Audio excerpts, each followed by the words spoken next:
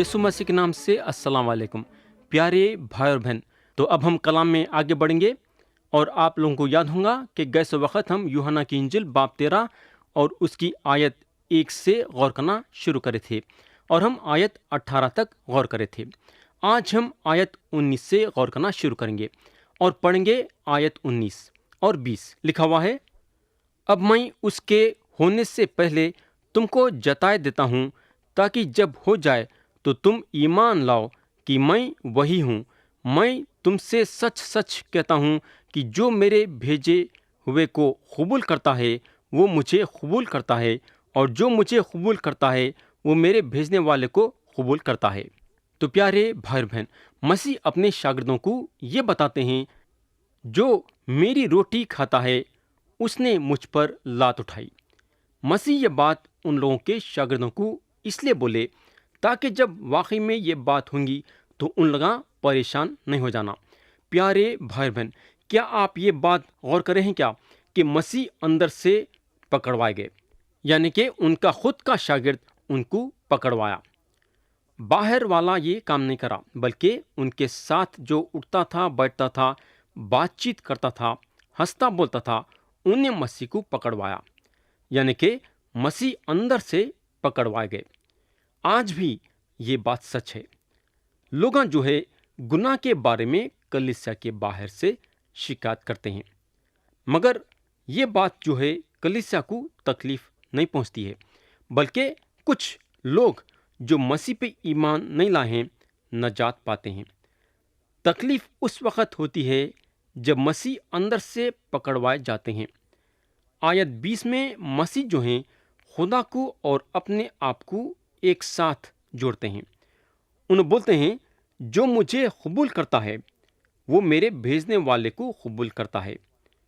और एक चीज़ यहाँ यह गौर करने की है कि कोई भी एक नबी या पैगाम देने वाले के ईमान के ज़रिए से नजात नहीं पा सकता।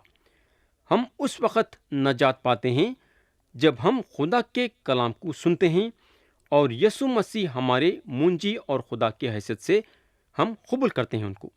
मेरे दोस्त, खुदा हमेशा अपने कलाम पे अपने बरकत का हाथ रखता है और हम खुदा के कलाम को सुनने के साथ साथ उस पे अमल भी करना चाहिए।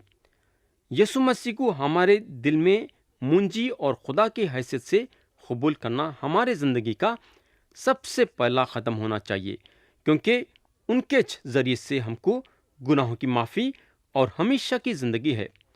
आयत 21 से 25 पढ़ेंगे। लिखा हुआ है, ये बातें कहकर यीशु अपने दिल में घबराया और ये गवाही दी कि मैं तुमसे सच सच कहता हूँ कि तुम में से एक शख्स मुझे पकड़वाएगा।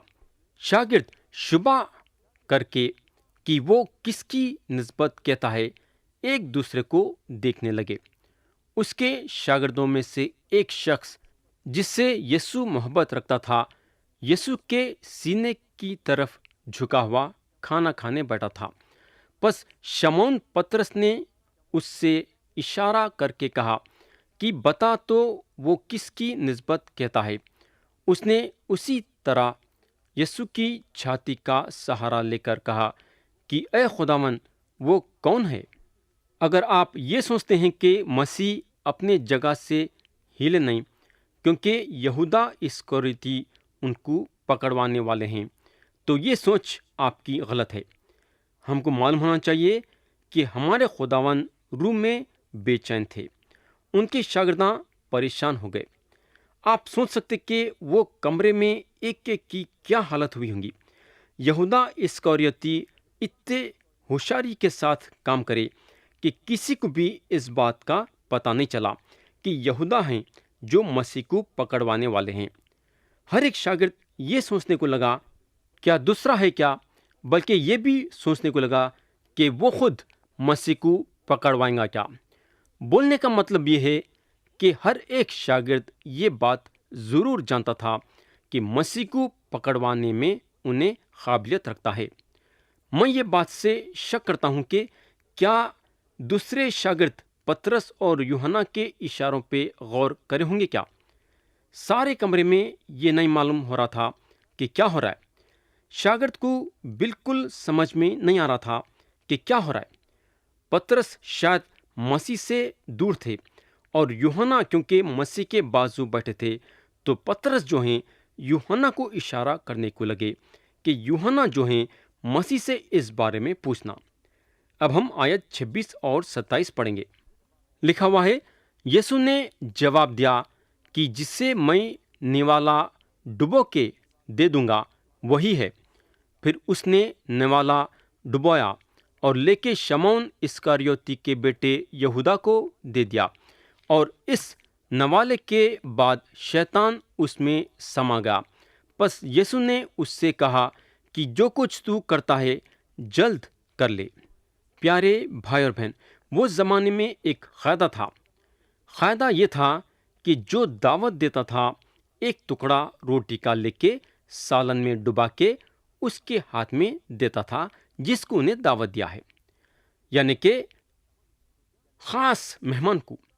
تو یا مسیح جو ہیں یہودا اسکریوتی کو خاص مہمان بنائے، انہوں اپنے دوستی کا ہاتھ یہودا کی طرف بڑھا رہے ہیں۔ مسیح جو ہیں یہودا اسکریوتی کے لیے آخری وقت تک بھی اپنا دروازہ کھلا رکھے۔ یانچ نہیں بلکہ باغ میں بھی مسیح جو ہیں یہودا کے لیے اپنا دروازہ کھلا رکھیں گے۔ ہمارے خداوند کو معلوم تھا کہ یہودا کیا کرنے والے ہیں، یعنی کہ حالانکہ مسیح جانتے تھے کہ یہودا کیا کرنے والے ہیں یا کیا کرنے جا رہے ہیں، مگر مسیح جو ہیں یہودا کو زبردستی نہیں کر رہے تھے کہ کرو سو کرو، بلکہ ہمارے خداوند یہودا کے آگے اپنے دوستی کا ہاتھ بڑھائے۔ آخری وقت تک بھی مسیح جو ہیں یہودا کے طرف اپنے دوستی کا ہاتھ بڑھائے۔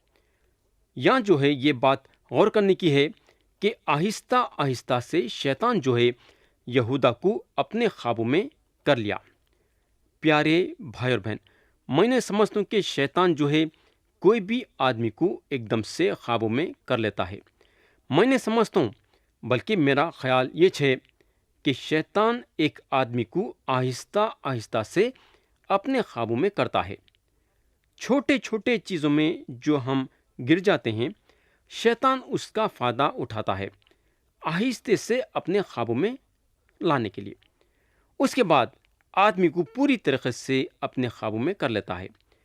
اگر ہم غور کریں گے تو ہم کو معلوم ہوگا کہ مسیح جو ہیں یہودا اسکریوتی کو ایک موقع دیے ان کو قبول کر لینے کے لیے، مگر یہودا جو ہیں مسیح کو اپنی پیٹھ بتا دیے۔ ان کو مسیح سے کوئی دلچسپی نہیں تھی، اور جب شیطان دیکھا کہ یہودا مسیح میں کوئی دلچسپی نہیں لے رہے، تو اس وقت انہیں یہودا کو پوری طریقے سے اپنے خوابوں میں کر لیا۔ یہودا یہاں اپنے سے فیصلہ کر رہے ہیں کہ انہوں اپنے آپ کو مسیح کے حوالے نہیں کریں گے، بلکہ اپنے آپ کو شیطان کے حوالے کریں گے۔ تو یہاں یہودا کا اپنا خود کا فیصلہ تھا۔ خدا جو ہے ہر ایک انسان کو اس کی خود کی مرضی دیا ہے۔ چننا اور فیصلہ کرنا انسان کا کام ہے۔ خدا جو ہے انسان کے مرضی کے بیچ میں آنے والا نہیں ہے۔ خدا یہاں یہودا کو یہودا کی مرضی دیا، اور چننا اور فیصلہ کرنا یہودا کا کام تھا، اور یہودا اپنے آپ کو شیطان کے حوالے کرنا پسند کرے۔ ہم کو معلوم ہونا چاہیے کہ خدا انسان کو دوزخ میں ڈالنا نہیں چاہتا ہے، یہ اس کی مرضی نہیں ہے۔ لیکن اگر انسان یہ چاہتا ہے کہ دوزخ میں جانا، تو خدا اس کو دوزخ میں جانے سے نہیں روکے گا۔ بولنے کا مطلب یہ ہے کہ خدا انسان کو دوزخ میں نہیں ڈال رہا ہے، بلکہ انسان اپنی خوشی سے اپنے آپ کو دوزخ میں ڈال لے رہا ہے اپنے چال چلن کے ذریعے سے۔ تو مسیح جو ہیں یہودا کو فوراً سے جانے کے لیے بولتے ہیں۔ ہم کو معلوم ہونا چاہیے کہ مذہبی لوگاں جو ہیں مسیح کو اس وقت پکڑنا نہیں چاہتے تھے جب بھیڑ ان کے ساتھ عید فصح میں تھی۔ ان لوگاں عید فصح ختم ہونے تک ٹھہرنا چاہتے تھے، مگر یہاں ہمارے خداوند جو ہیں یہودا اسکریوتی سے یہ بولتے ہیں کہ جو بھی کرنا ہے فوراً سے کرو۔ تو یہاں یہودا کا کام تھا جا کے مذہبی لیڈروں کو یہ بولنے کے لیے کہ میں مسیح کو ڈھونڈ لیا ہوں، اب چل کے فوراً سے مسیح کو پکڑ لو۔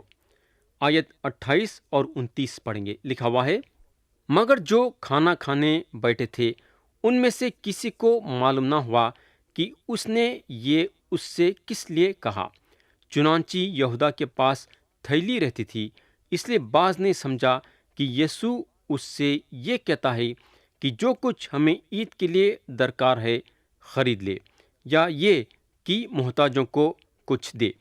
تو پیارے بھائی اور بہن، کھانے کے میز پہ کوئی بھی یہ جان نہیں سکا کہ یہودا مسیح کو پکڑوائیں گے۔ اور ایک چیز یہاں یہ غور کرنے کی ہے کہ ہمارے خداوند مدد کے لیے اپنا ہاتھ نہیں بڑھائے۔ ان لوگوں کے پاس تھیلی تھی اور خدمت گزاری کے لیے لوگاں اس میں پیسہ ڈالتے تھے، اور وہ پیسہ ایک طریقے سے استعمال ہوتا تھا۔ اور ایک چیز یہاں یہ غور کرنے کی ہے کہ مسیح ہر وقت معجزہ کر کے اپنے شاگردوں کو نہیں کھلاتے تھے، بلکہ ان لوگوں کو باہر نکلنا پڑتا تھا کھانا خریدنے کے لیے۔ یہودا کے پاس پیسوں کی تھیلی رہتی تھی، اور پیسہ خدمت گزاری اور کھانے کے لیے بھی استعمال ہوتا تھا۔ ہم کو معلوم ہونا چاہیے کہ جب ہم پیسوں کا استعمال کرتے ہیں تو آزمائش میں بھی گر جا سکتے۔ اس لیے جب ہم خدمت گزاری کے لیے پیسہ استعمال کرتے ہیں تو ہم کو خدا سے دعا کرنا چاہیے کہ خداوند ہماری مدد کر کہ ہم آزمائش میں نہ گرے۔ تو پیارے بھائی اور بہن، عید فصح کے وقت غریبوں کو خیرات کرتے تھے، یعنی غریبوں کو پیسہ دیا جاتا تھا۔ تو یہاں شاگرداں یہ سمجھے کہ مسیح جو ہیں یہودا کو یہ بول رہے ہیں کہ پیسہ غریبوں میں بانٹو اور یہ کام میں دیری مت کرو۔ تو میرے بھائی، یہ ان کی سمجھ غلط تھی۔ ان کے شاگردوں کا خیال یہ باتوں سے لگا ہوا تھا۔ ان کے دل و دماغ میں یہ بات نہیں آ رہی تھی کہ یہودا جو ہیں فوراً سے باہر نکلے ہیں مسیح کو پکڑوانے کے لیے۔ اب ہم آیت 30 سے 32 تک پڑھیں گے۔ لکھا ہوا ہے، پس وہ نوالا لے کر فی الفور باہر چلا گیا، اور رات کا وقت تھا۔ جب وہ باہر چلا گیا تو یسوع نے کہا کہ اب ابن آدم نے جلال پایا، اور خدا نے اس میں جلال پایا، اور خدا بھی اسے اپنے میں جلال دے گا، بلکہ اسے فی الفور جلال دے گا۔ اگر ہم غور کریں گے تو ہم کو معلوم ہوگا کہ جب یہودا اسکریوتی باہر نکلے تو وہ رات کا وقت تھا۔ میرے بھائی، یہ رات یہودا کے لیے ہمیشہ کی رات تھی۔ یہ شیطان کا دن تھا، اور شیطان کا دن دن نہیں رہتا بلکہ رات رہتی ہے۔ جیسا مصر کی رات تھی ویسی رات تھی۔ خدا جو ہے مصریوں کو اندھیرے میں ڈال دیا تھا، اور یہ اندھیرا ایک ایسا اندھیرا تھا کہ مصریاں اپنے جگہ پہ سے ہل نہیں سکے۔ جب شیطان آپ کو قابو میں کر لیتا ہے تو آپ کی زندگی میں ایسا اندھیرا چھا جاتا ہے۔ یہاں سے یہودا اسکریوتی پہ اندھیرا چھا جائے گا۔ شیطان کا اندھیرا، کس کا؟ شیطان کا۔ اور ایک چیز ہم کو یہ معلوم ہونا ضروری ہے کہ جو بھی خدا کرتا آہستہ سے کرتا، مگر شیطان کی خصلت جلد بازی ہے۔ انہیں ہر چیز جلدی کرنے کا سوچتا۔ شیطان کو ہر کام جلدی سے کرنا ہے۔ کئی کو بولے تو اس کے دن قریب آ گئے ہیں دوزخ میں جانے کے لیے۔ اب اس کے پاس زیادہ وقت بچا نہیں ہے، مگر خدا کے پاس سارا وقت ہے اس کے ارادوں کو پوری کرنے کے لیے۔ ہم یہ بات کو سمجھنے میں کمزور ہیں۔ یہودا اب یہ کمرے میں یہودا اسکریوتی جانے کے بعد تبدیلی آئی ہے۔ یہودا کمرے میں سے نکل گئے ہیں، اور ہمارے خداوند اب اپنے باقی کے شاگردوں سے بات کرنا شروع کرتے ہیں، اور یہ لوگ ڈرے ہوئے ہیں۔ یہ کمرے میں اب صلیب کی چھاؤں پڑ رہی ہے، اور ہمارے خداوند اب اپنے شاگردوں کو اوپر اٹھاتے ہیں۔ مسیح ان لوگوں کو بلند کرتے ہیں۔ اور ایک چیز یہاں یہ غور کرنے کی ہے کہ اب ہمارے خداوند روحانی حصے میں آ رہے ہیں۔ انہوں بولتے ہیں، اب ابن آدم نے جلال پایا، اور خدا نے اس میں جلال پایا۔ اور یہ بات ان کے مرنے اور مردے میں سے جی اٹھنے کے بعد ہوں گی۔ انسان کے طرف سے صلیب جو ہے شرم اور شکست کے حیثیت سے دکھتی ہے، مگر خدا جو ہے مسیح میں جلال پا رہا ہے۔ کئی کو بولے تو سارے دنیا کے لیے مسیح کے صلیبی موت اور ان کے تیسرے دن مردوں میں سے جی اٹھنے کے ذریعے سے نجات کا دروازہ کھل جائے گا۔ اب ہم آیت 33 سے 35 پڑھیں گے۔ لکھا ہوا ہے، اے بچوں، میں اور تھوڑی دیر تمہارے ساتھ ہوں، تم مجھے ڈھونڈو گے، اور جیسا میں نے یہودیوں سے کہا کہ جہاں میں جاتا ہوں تم نہیں آ سکتے، ویسے ہی اب تم سے بھی کہتا ہوں۔ میں تمہیں ایک نیا حکم دیتا ہوں کہ ایک دوسرے سے محبت رکھو، کہ جیسا میں نے تم سے محبت رکھی تم بھی ایک دوسرے سے محبت رکھو۔ اگر آپس میں محبت رکھو گے تو اس سے سب جانیں گے کہ تم میرے شاگرد ہو۔ تو پیارے بھائی اور بہن، یہودا تو کمرے سے باہر نکل گئے مذہبی بزرگوں سے ملنے کے لیے، تاکہ ان کو پکڑوائے، اور یہاں مسیح کو پورا موقع ملتا ہے اپنے بچے سو شاگردوں کے ساتھ بات کرنے کے لیے۔ انہوں اب تھوڑی دیر میں صلیب پہ جانے والے ہیں، اور کوئی دوسرا مسیح کے ویسا نہ صلیب پہ گیا تھا نہ جا سکتا۔ کئی کو بولے تو مسیح سارے دنیا والوں کے گناہوں کے معافی کے لیے صلیب پہ جا رہے تھے، اپنی جان دینے کے لیے۔ صرف مسیح اکیلے اس طریقے کا دکھ اٹھائے۔ ایک پاک خدا ہوتے ہوئے سارے دنیا والوں کے گناہ ان کے کندھوں پہ رہنا معمولی بات نہیں تھی، اور ہم یہ بات کو نہیں سمجھ سکتے کہ انہوں صلیب پہ کتنا نہیں دکھ اور تکلیف سہے ہوں گے۔ آیت 34 میں مسیح بولتے ہیں، میں تمہیں ایک نیا حکم دیتا ہوں۔ تو یہاں جو ہیں مسیح اپنے شاگردوں کو ایک نیا حکم دے رہے ہیں۔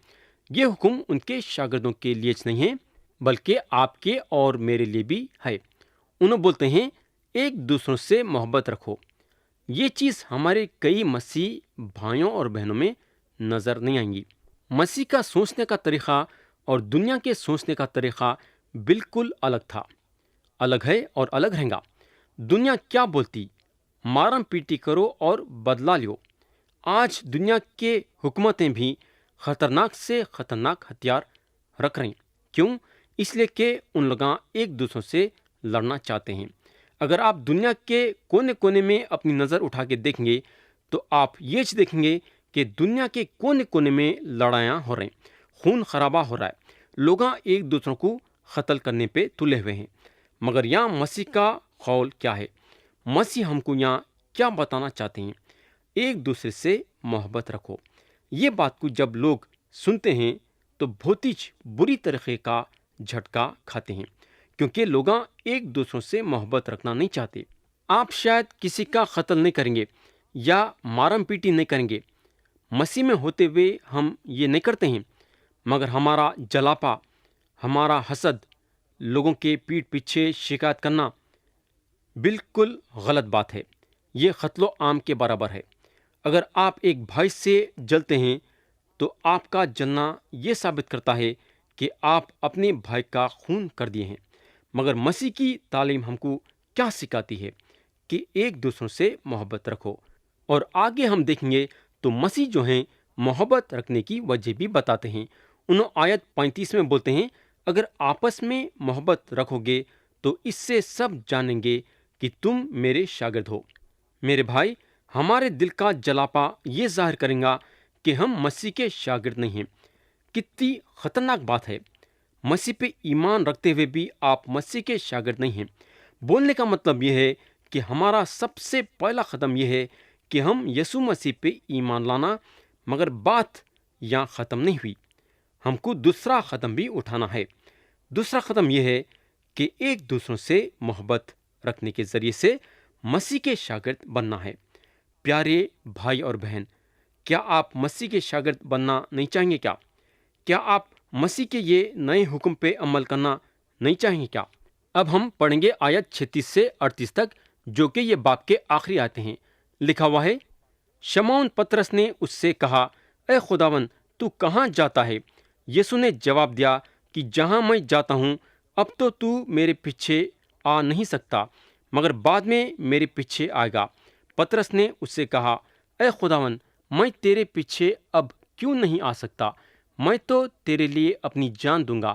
یسوع نے جواب دیا، کیا تو میرے لیے اپنی جان دے گا؟